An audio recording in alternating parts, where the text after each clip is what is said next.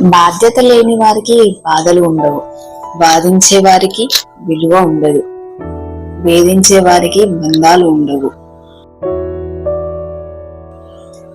ఎప్పుడైతే ఒకరు చెప్పే చెప్పుడు మాటలు వింటామో అప్పుడే మన జీవితం పతనానికి కారణం అవుతుంది.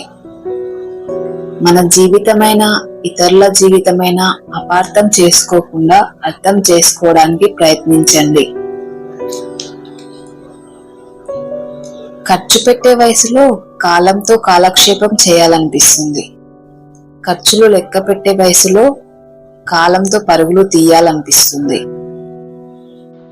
అవకాశాలు తరలిపోతున్నాయని, ఆలోచనలు తగ్గిపోతున్నాయని అలసిపోయి ఆగిపోతే ఆశయమై సాగాల్సిన ఆశలు కూడా ఆదిలోనే ఆవిరైపోతాయి.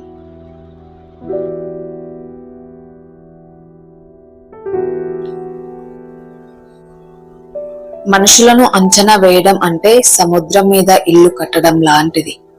ఎప్పుడు ఎలా మారతారో ఎవ్వరూ ఊహించలేరు. ఎవరి మనోవేదనలు ఎవరికీ అర్థం కావు. వారి స్థానంలో మనం, మన స్థానంలో వారు ఉంటే తప్ప.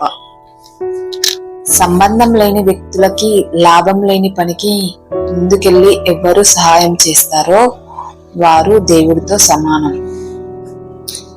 కొన్నిటి విలువ కోల్పోయినప్పుడు తెలుస్తుంది.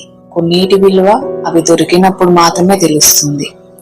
కొన్నిటి విలువ కాలం గడిచే కొద్దీ తెలుస్తుంది.